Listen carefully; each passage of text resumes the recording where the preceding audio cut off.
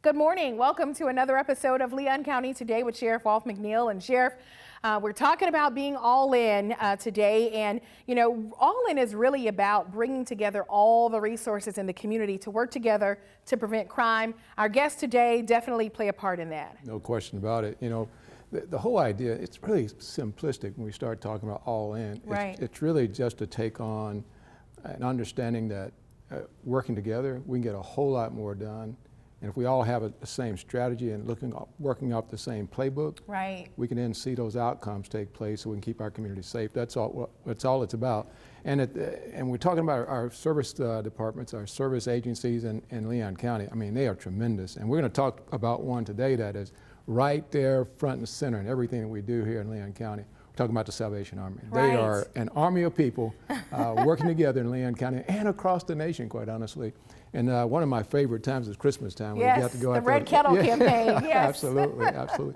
So I'm looking forward to our discussion today, and I'm hoping that our citizens will hear some of the things we're going to talk about and be excited about contributing, if you will, to Salvation Army or volunteering to Salvation Army. Right. Because again, it's about all of us working together, wherever we are, trying to work together to keep our community safe. Yeah, and I don't think a lot of people even realize the full scope of services that the Salvation Army offers. You know, we know, of course, the Red Kettle campaign. They're part of our Worship With Me program at the Sheriff's Office. But a lot of what they do is disaster oriented. You look at the photos that we're seeing coming out of New Orleans and even New Jersey now from Hurricane Ida. Help is needed in those areas. Oh, no question. Sean, I had the good fortune or misfortune, however you want to look at that, of being deployed myself to Hurricane Katrina on the Mississippi Gulf Coast. And if they've got anything that resembles Katrina, it's going to take a long time to clean all that up and get people, the utilities back on. And that means a lot of volunteers. Any people going out there with food, you know, volunteer to deliver food door to door. Right. To set up those, what they call pods, those Yes. Delivery stations that they set Yeah. up so that people can get their food and water and that sort of thing. That takes an army of people to get that done. So I'm hopeful our discussion here this morning will interest some other folks here in Leon County and go and be a part of this delivery process, the recovery process, I mean. Yeah, it's really important, those canteens and getting out there and making those deliveries, but the training is necessary.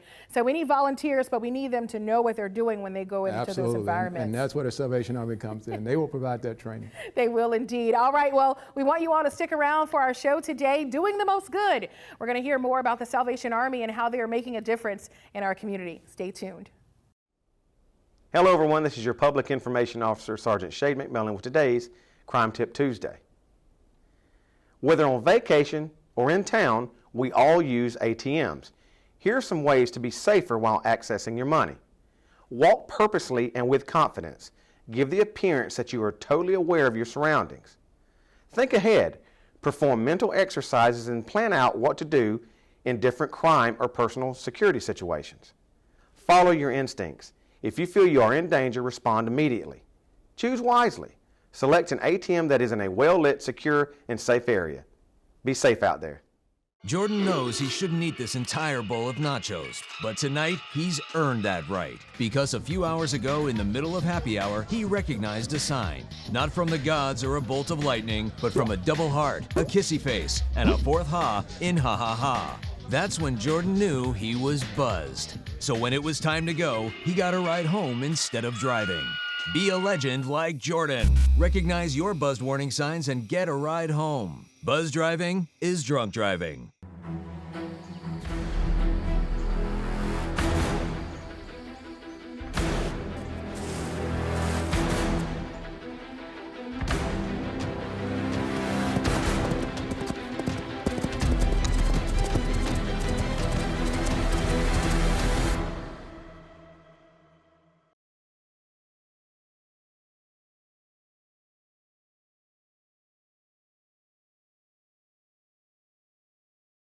Joining me now is Captain Stephen Wildish with the Salvation Army of Tallahassee. Captain Wildish, we've all seen the devastation in Louisiana and beyond. Can you tell us exactly how the Salvation Army helps in those situations? Sure. So when the disaster has struck, or even before a disaster actually make landfall, the Salvation Army in the appropriate areas that will be impacted, they're already working and they are setting up rally points, which is staging points, to get ready, because of course they don't want to go in before the storm arrives. They'll be in danger themselves, and we're there to go in to help people.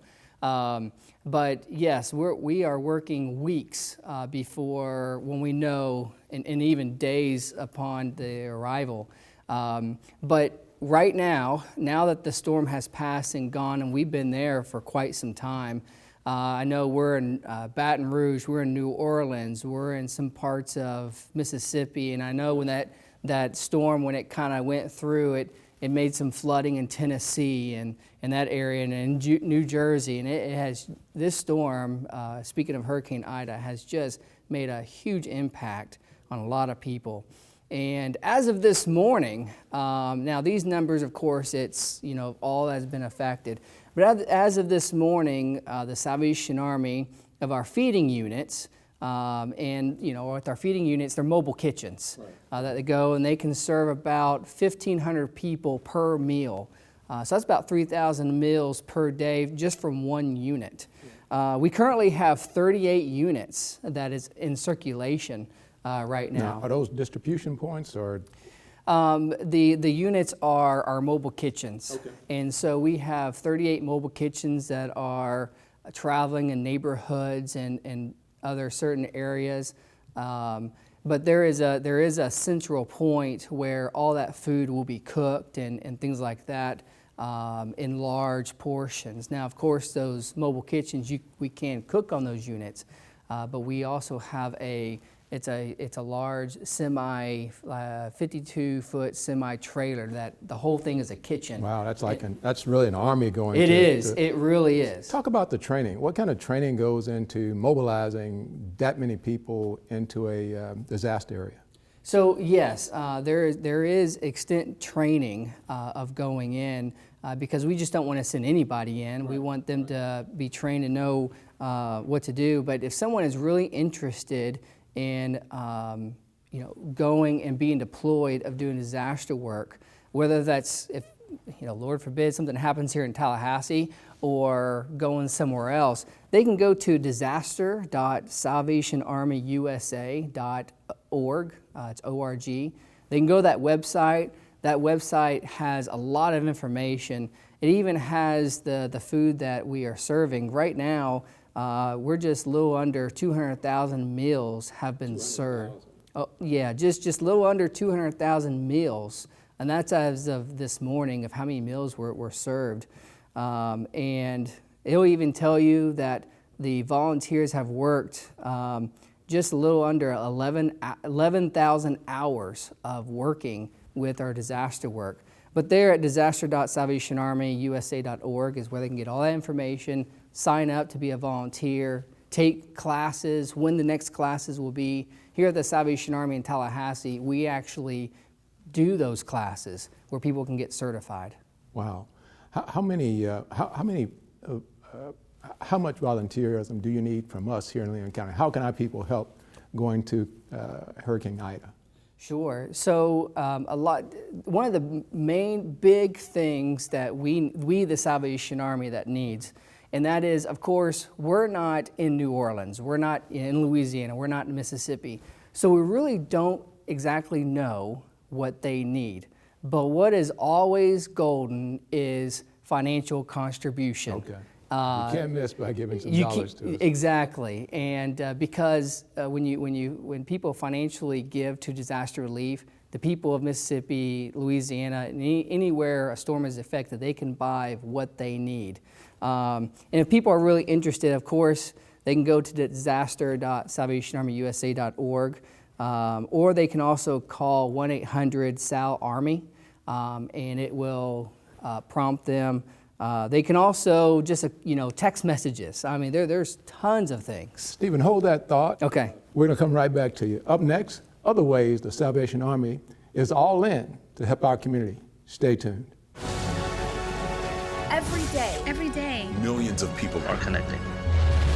And even though we're overcoming obstacles, watching each other's backs, and banding together, we should still make an effort. to get to know each other on a deeper level. Father, cosplayer, mentor, Actor. It's time we take a step forward It's time we take a step forward. Come together. and discover How accepting our differences Can make us stronger. When I was 10, my mom got deported. We had a difficult time, and I feel that's why I didn't get to finish school. Jessica has been through a lot in her life from early childhood. My husband is really supportive in a way that he pushed me to go back to school. She came in looking to complete her diploma. She had a family she had to take care of. Anytime she needed help, we provided her help. She realized that we were here for her. She wants to have a career so her kids can look up to her. My graduation, it was something I will never forget. I couldn't explain the emotion I was feeling because people like you and me sometimes may have doubts in ourselves, but I feel that everything's possible. Jessica's future is brighter than ever. Find free adult education classes near you at finishyourdiploma.org. We're back with Captain Wildish with the Salvation Army of Tallahassee. We talked about how the Salvation Army is helping hurricane victims in Hurricane Ida. But let's talk about some of the social services available here in our community. Sure. So here at the Salvation Army in Tallahassee, we have a social services office. It's right on Allen Road, 2410 Allen Road. Anybody can come. We're here to help people who are in financial crisis with rent, mortgage, utilities, food, also clothing vouchers, furniture vouchers. You guys help with utilities? We do help with utilities. How do you explain that? How does that work? So when people come to our facility, of course they express the needs they have, but with utilities, we have a partnership with the local electric company here, okay. and so for that we can help them get onto payment plans, but also us, the Salvation Army, depending on how much that is the bill, we can just pay it all off for them. Okay. Because of local donorships that people give to the Salvation Army, we're able to provide that service for people who are in financial crisis. So that's a partnership with the City of Tallahassee and social service organizations? Yes, that's correct. And so, but with people donating funds, we can actually help pay those invoices for people. Right. Same thing with the rent, mortgage, and also if people are trying to find permanent housing from transitional housing, they want to get off the streets, we can help them get connected in the right path so that they can get the proper housing that they need. Okay. Is that a relationship with the Kearney Center at all then? It is not. Okay. And so yes, we do have some communication with the Kearney Center. The Kearney Center may call us, the Salvation Army, that they have an individual who wants to better their lives. But then we, the Salvation Army, we contact other partners that we have in the community we work together to try and give that person or family, individual, the proper stepping stones. Okay. All right. Well, we're really excited about the Salvation Army partnering with the Leon County Sheriff's Office, particularly with our Worship With Me initiative. Can you talk about that a little bit, how that's working and how you guys are involved with the Leon County Sheriff's Office? Sure. So here at the Salvation Army, with my wife and I, we both work together. We're both captains in the Salvation Army.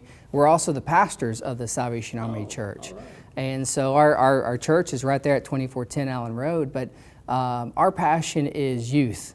And we know that the youth is, the next generation of the communities that we all live in. Right. So we like to invest in our youth. And so the Salvation Army has a character building programs. It provides character building programs for appropriate age and also gender. We usually work with kids from first grade to 12th grade to try and help provide the proper character skills. That character is key for an individual, but also provide the proper leadership skills that they need to be a good leader in our community and to help them achieve the goals that they want to achieve. But all of that, since the Salvation Army is a Christian organization, all that comes with the foundation of the biblical foundation and giving them the Word of God, providing that for them, inviting them to our church as well, and know that they are loved, and that people are there to care for them, want to see them succeed in their life. Well, Captain Wilder, if you would, in about a minute, take this time to talk about the Red Kettle Drive. Sure, absolutely. So, the Red Kettle campaign, it's before you know it, it will be here. Matter of fact, we've already started working on that in July. And so a little bit about that with Red Kettle campaign, also our Angel Tree program. So the first 2 weeks in October, we're going to be taking Angel Tree applications. And what that is for families who are in financial crisis and they have to decide, do I pay my electrical bill, my car note, or get Christmas for my children? We want to step in and help with that void and provide Christmas for families. But also with kettles, that is 6 weeks out of the year. That is our one fundraising time out of the year. So the money that we raise in that 6 weeks of time help operate the Salvation Army here in Tallahassee for the next 12 months. Wow. And so our goal is over $200,000 to raise. That is fantastic. I can't tell you how much we appreciate you. Thank you for all you do. Coming up, our deputy on duty, peer-to-peer counseling for deputies. More on the LCSO Project 413 initiative. Stay tuned. Severe weather can strike anytime, anywhere, but there's a simple way to stay safe. Hey, Jim Cantore here. I stay safe in dangerous weather by planning ahead. You can stay safe too with a few easy steps. Build an inexpensive kit with supplies for your family's needs. Write down important information like phone numbers and medications. Always talk with your family, and remember any pets in your planning. Be ready, be safe. Start your plan today at ready.gov/plan. Honey, what I think you need is a socket wrench. I played JV basketball. I'm sorry. I don't think it looks right. This is good, and it's all good, baby. Is it really all good?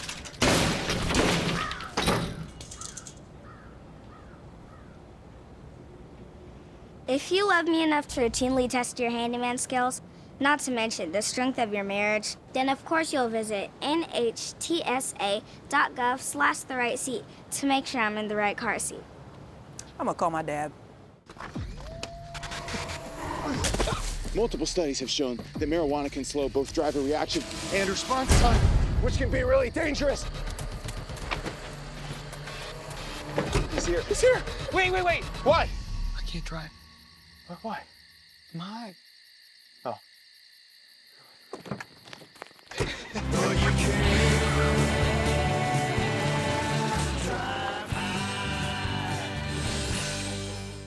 Project 413 is a peer support team. Everybody that serves on the team has been there, done that experience with the agency members that they are supporting. So there's something really unique and powerful about having a conversation with somebody that, yes, I have that shared experience, and I've been there and it was really hard and this is how I got through it and you're gonna make it through too. What we're doing is just taking that concept of these people that you have a unique shared experience with are best suited to help support you and get you through that. So that's really the basis of what peer support and Project 413 is built on. It's a better understanding coming from another law enforcement officer, or a firefighter hears from another firefighter, and peer support, or any first responder. It makes a difference talking to somebody or listening to somebody that has experienced what you may experience or what you're going through yourself. People are able to confide in you, believe in you, trust in you, and you're able to provide them with the tools they need to get themselves out of a situation sometimes that they perpetuate, sometimes that are brought upon them. And it's such an asset nowadays that law enforcement 30 years ago was this was not something that was entertained. It was not something that was encouraged. It was more fix it yourself, or whatever means that was. Now it's a much better, much more controlled environment and easy to relate to one another. When I started, it was suck it up or find another job type atmosphere. Feelings weren't talked about, and you just learned to deal with it. And that's what we're trying to change, letting them know that's not an avenue they have to take, that it is okay to talk about it, and it actually helps to talk about it.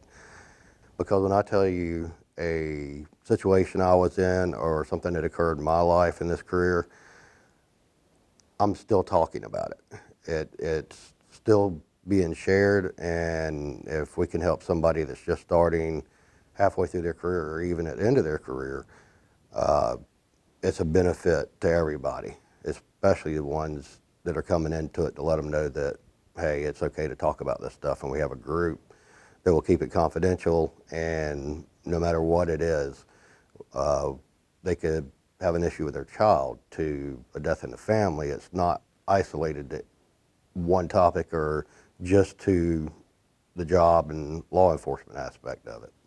You are under so much more stress that a lot of times people don't come forward with their problems because they're in fear of losing their only livelihood, and their jobs and their families are so dependent on them that it becomes a huge roadblock and stumbling block. To layman's, if they are Baker Acted or something happens, firearms can be taken away. A firearm to us is a tool. It's something that most people are not accustomed to working with. Your average citizen may, have a mental crisis and be Baker Acted or brought into a healthcare facility where they can go about their daily job the next day or so after they're out of that incident. We're going to have to be reevaluated by psychiatrists and doctors and our own staff and everything else. So this is something that we're able to navigate around and do the peer-to-peer that is got that level of protection that you can confide with your own peers, someone that you trust, to say, hey, I'm not doing so well and I need some help. And this agency has shown already by example that they are here to aid us and help us because we are a family atmosphere, and we thrive in that, and we want to keep our family members safe. It's great that we're pushing this forward to save lives, because that's exactly what it's intended to do. It's really important to recognize the power of peer support. It's really important to know that it's okay to talk with these people that have experienced something very similar. I want it to become a culture change. I want it to become a way of life for our law enforcement officers and our corrections officers to be able to just have that conversation and feel comfortable saying, if somebody's asking me if I'm okay, genuinely saying, no, I'm not, and knowing that that's okay and knowing that's safe. And so I'm really hopeful that with Project 413 kind of being, on the horizon of something really wonderful that's just going to be a shift in the way that we view the stressors and the challenges and the traumas that are associated with a career in this field.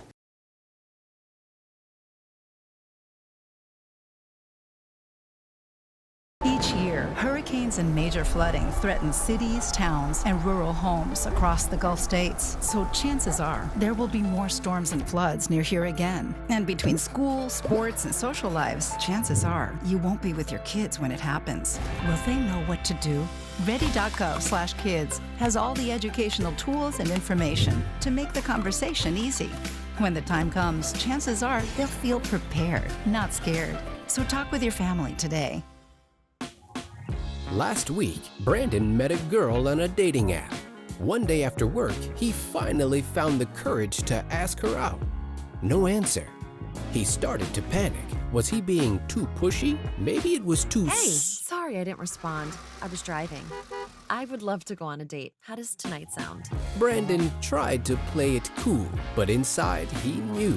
A girl so smart, so responsible. She must be a keeper.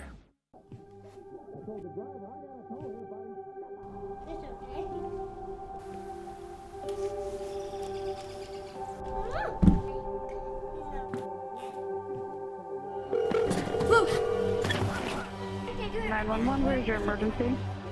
Everyone's on their way. What happened? Your friend's not breathing. She's dead? Yes, please get my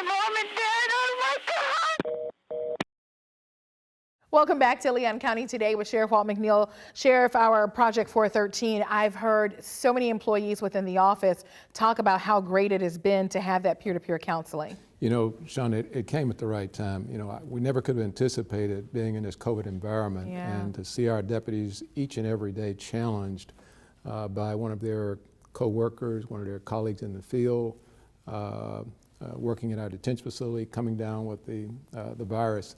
And it gets to be onerous after a period of time. It's exhausting to continue to go through these processes and seeing your friends, some being hospitalized, not only in the sheriff's office, but in the community in general, and your friends and loved ones.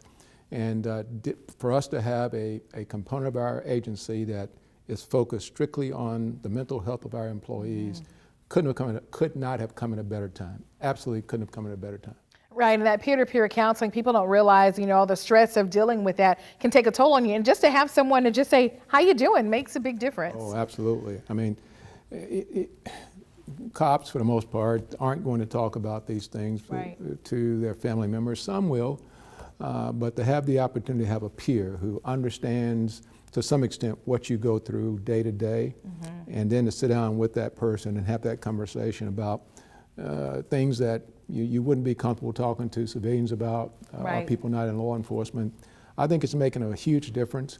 And the idea is obviously to take care of our staff so they can better take care of the citizens of Leon County. And I think this Project 413 is doing exactly that.